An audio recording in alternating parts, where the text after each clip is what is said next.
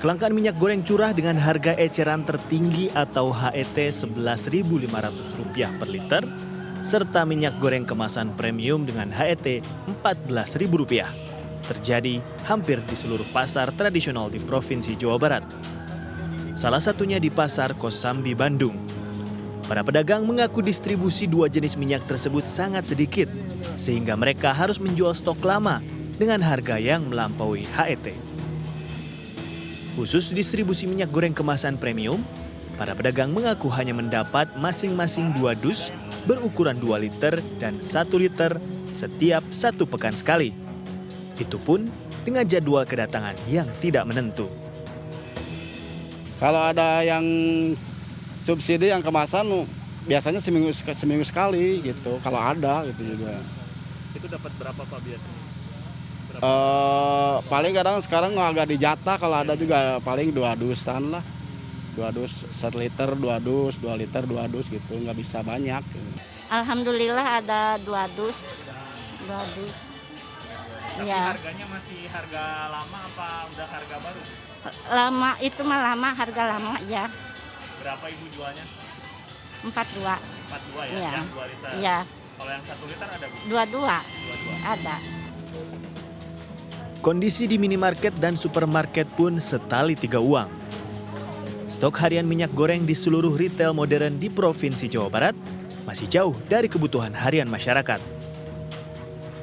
Ketua Dewan Pengurus Daerah Jawa Barat Asosiasi Pengusaha Retail Indonesia, Yudi Hartanto, menyatakan stok minyak per tanggal 8 Februari 2022 berada di angka 782.135 liter.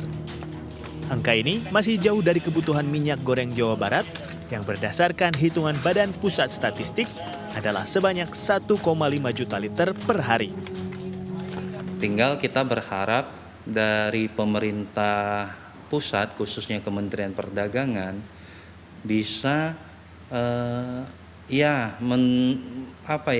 menyadarkan gitu, kita tidak ngomong menekan ya, menyadarkan produsen yang memang ada di hulunya inilah mereka yang paling berperan. Kami di hilir ini sebagai pengecer ya tergantung pengiriman. Nah, untuk di luar wilayah produksi, contohnya kita di Jawa Barat ini kan ada level distributor yang menyuplai ke kami, sehingga kalau distributor tidak mendapatkan barang dari produsen, dari prinsipal, ya pasti pengecernya juga akan terjadi kosongan. Nah, yang kami lakukan di Aprindo ini, ya kami berkoordinasi setiap hari, kemudian melaporkan apa adanya sikon dan stok yang terjadi di masing-masing toko, kita laporkan langsung ke Kementerian Perdagangan. Ya harapan kami ya di Kementerian Perdagangan lah yang lebih berperan untuk menstabilkan kondisi minyak goreng ini. Kondisi kelangkaan ini menurut pengamat ekonomi dari Center of Economic and Law Studies, Bima Yudhistira, terjadi karena banyak faktor. Di sisi hulu, implementasi Domestic Market Obligation atau DMO, serta Domestic Price Obligation atau DPO, dinilai belum optimal.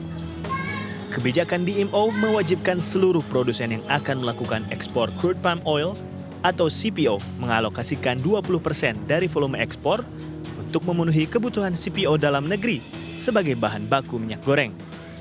Sementara kebijakan DPO mengatur harga jual CPO di dalam negeri sebesar Rp9.300 per kilogram, serta harga jual palm oil sebesar Rp10.300 per kilogram. Selain itu, tata kelola niaga minyak sawit atau CPO masih kacau dan terdisrupsi kebijakan pemerintah. Sementara di sisi hilir, selain karena pasokan minyak goreng yang berkurang, terjadi pula perpindahan konsumen pasar tradisional ke retail modern akibat disparitas harga. Serta terjadi penimbunan di tingkat rumah tangga karena masyarakat mengantisipasi datangnya bulan Ramadan dan Hari Raya Idul Fitri. Kondisi masyarakat saat ini juga mengantisipasi, karena harga minyak goreng ini belum mengalami penurunan. Berarti kan ada ekspektasi dalam beberapa bulan ke depan, khususnya jelang Ramadan dan Lebaran, tinggal menghitung bulan, ini akan terjadi kenaikan permintaan. Sehingga mereka harus antisipasi dari saat ini ketika harga minyak goreng disubsidi, maka itu akan selalu habis dari pasar dan langsung kemudian disiapkan untuk antisipasi. Ada juga masalah soal pendapatan masyarakat. Siapa sih yang membeli minyak goreng? Nah, ini kan kelas menengah, apakah kelas atas juga bisa jadi. Karena masalah tekanan pendapatan, khususnya di situasi Omikron ini memaksa mereka untuk lebih banyak berhemat, khususnya pembelian kebutuhan bahan pokok. Jadi kalau ada yang murah, kenapa tidak diborong semuanya? Nah ini, jadi panic buying pun juga tidak bisa disalahkan dari sisi masyarakat.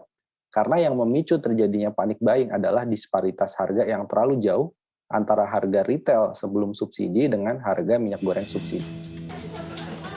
Untuk mengatasi permasalahan ini, Bima menyarankan pemerintah membereskan permasalahan di hulu dengan penegakan aturan DMO dan DPO agar dipenuhi produsen.